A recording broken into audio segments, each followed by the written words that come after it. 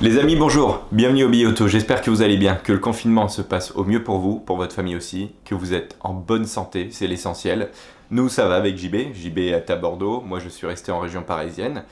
Du coup, on essaie de vous sortir des vidéos quand même, malgré ces temps difficiles.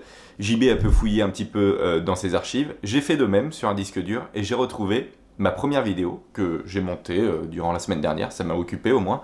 C'est la vidéo sur une Punto Evo Abarth, celle de Hugo Domenech, que vous connaissez sur la chaîne. Et du coup, les images sont pas incroyables, mais ça fait plaisir de pouvoir vous partager cette première vidéo. J'espère qu'elle va vous plaire. Et je vous dis à la prochaine, portez-vous bien. Ciao. Bonjour à tous, bienvenue au Billet Auto. Aujourd'hui on se retrouve dans le magnifique col de l'Espigoulier, en marge du Castellet en fait où JB est. Moi je vais le rejoindre. Et en fait j'ai rencontré un abonné qui a une magnifique Punto Evo Abarth. On va l'essayer aujourd'hui, c'est parti.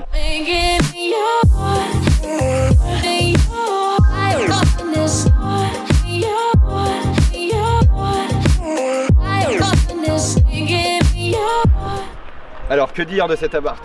Cette Abarth, elle est sortie en 2010. Ici c'est un modèle de 2012, acheté par Hugo, donc d'occasion. Un blanc classique, les jolis stickers Abarth. On les retrouve avec des rappels sur les jantes, les rétros. Et ça nous fait quand même une sacrée gueule, on va pas se mentir. Ici les voies sont légèrement élargies, à l'avant, arrière. Elle reste assez discrète, mais on a quand même des boucliers très jolis avec l'extracteur d'air, la double sortie, les petites aérations sur le côté, le petit spoiler. Et ensuite sur l'extérieur, écoutez, on n'a pas grand chose de plus, mais ça lui donne quand même une belle gueule. Elle est engagée. On retrouve un petit peu les gènes du rallye que Abarth a toujours aimé. Ils avaient développé la Lancia 037 par exemple au niveau du moteur. Il y a une vraie histoire derrière cette voiture et franchement moi je trouve que ça le fait. Le petit logo Abarth par exemple sur le côté aussi, on adore. Au niveau des performances, on est sur un A8 4 turbo multi-air. C'est une technologie extrêmement intéressante. Pour ceux qui connaissent en fait, vous n'avez pas de papillon d'admission. La quantité d'air va être gérée en fait par les soupapes. Il y aura différentes levées de soupapes. Et on aura en fait comme ça un meilleur rendement, de meilleures performances, une baisse de consommation et de pollution. Ce qui fait que le comportement du moteur est assez sympathique. On va le voir juste après sur la route. Mais au niveau des performances, on est à 7 secondes 9 sur le 0 à 100. C'est plutôt correct pour 161 chevaux. 250 Nm de couple dès 2500 tours minute. On a une allonge jusqu'à peu près 6000 tours minute. C'est pas transcendant. Mais par contre c'est un moteur turbo, du coup on arrive à avoir du couple assez tôt, 2000-2500 tours minute. Donc on retrouve un petit peu les gènes du rallye, où le but c'est d'avoir les 161 chevaux disponibles un peu partout pour avoir de la bonne reprise et pas forcément tout le temps jongler avec le levier de vitesse. Ça c'est intéressant sur circuit. Sur le rallye ce qu'on veut c'est de la puissance tout le temps. Sortie de courbe, sortie d'épingle comme ici pour pouvoir faire une reprise en deux. Et là on va enchaîner les rapports. Boîte 6 ici, assez agréable, légèrement longue, mais le débattement est ferme. On arrive à bien verrouiller, ça fait plaisir. Et écoutez, j'ai envie de dire, on va se retrouver sur la route tout de suite, non?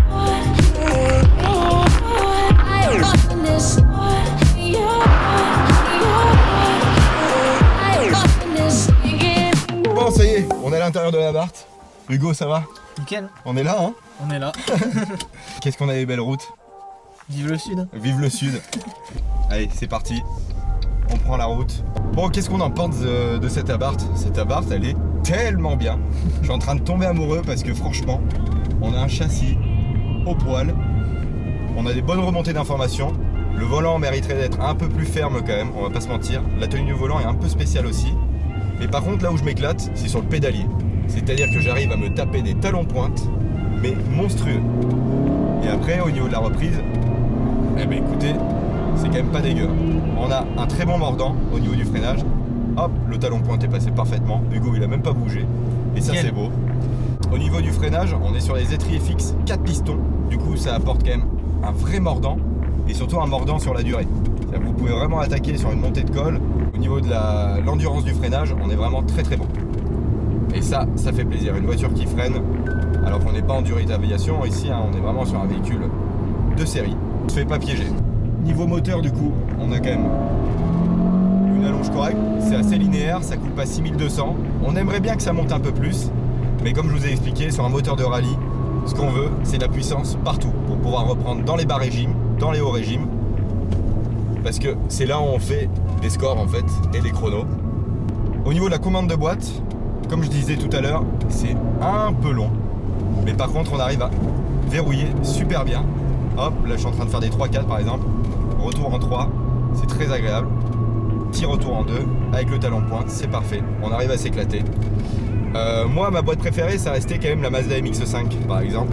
La ND qu'on avait essayé. Là, on avait vraiment un débattement très très ferme. Très très court aussi. Du coup, c'est vraiment une éclate. Mais là, je peux vous assurer que c'est largement suffisant. Au niveau de la position de conduite, ça reste, on va dire, une berline compacte. On a connu mieux.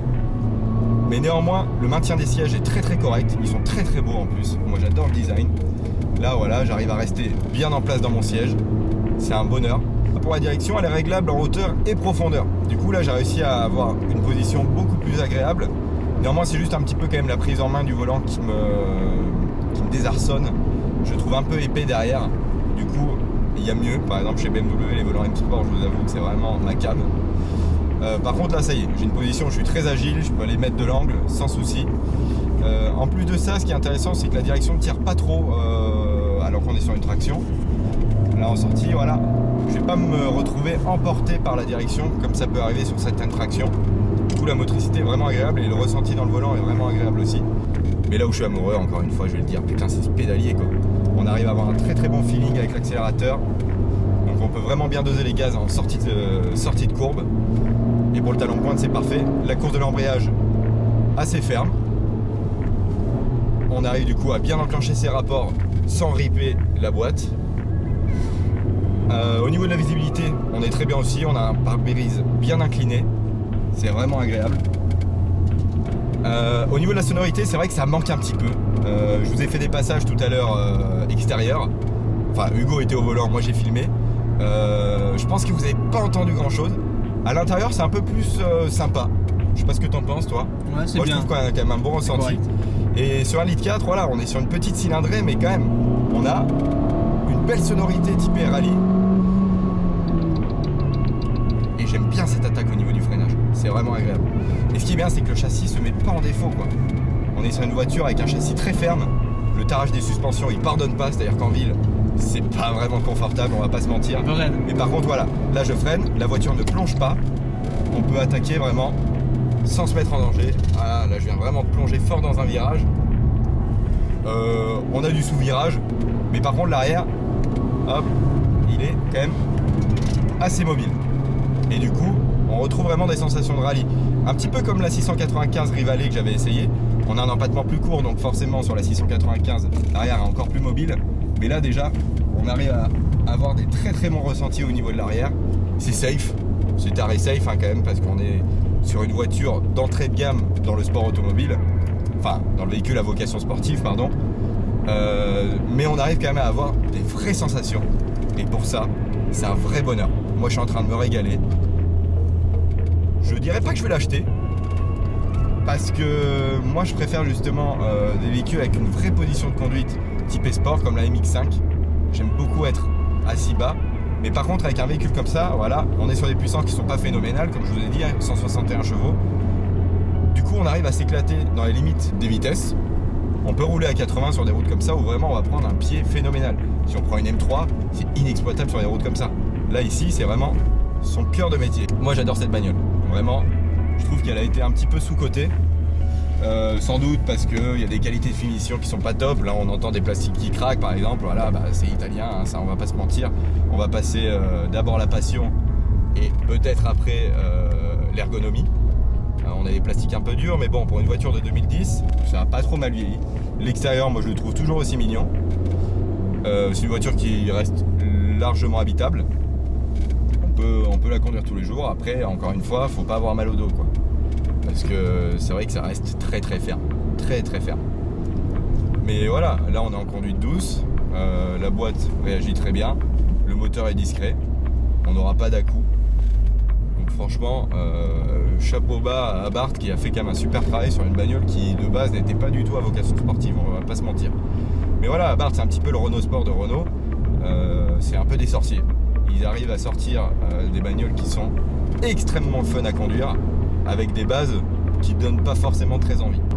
Du coup, je me dis que voilà, une occasion comme ça vaut à peu près 10 000 €. On peut se faire plaisir pour 10 000 € vraiment avec une voiture voiture dans des cols. Et dans une région comme ça, l'arrière-pays varois, autour du Castellet, c'est un bonheur. On prend pas de roulis, on y va, ça fonce. On peut respecter quand même les limitations de vitesse avec, en prenant du plaisir. Du coup voilà, acheter un véhicule avec pas forcément beaucoup de puissance, mais avec un vrai châssis, une vraie histoire et un vrai comportement qui est unique en fait. Et pour moi ça fait plaisir. En tout cas j'espère que cette vidéo vous a plu. Hugo, j'espère que tu t'es éclaté avec moi. Nickel. Moi c'était parfait. Donc je vous dis à très vite pour les nouveaux essais avec des abonnés. Et n'oubliez pas de vous abonner surtout, parce que ça fait plaisir. Et je vous dis à la prochaine. Merci beaucoup. Ciao.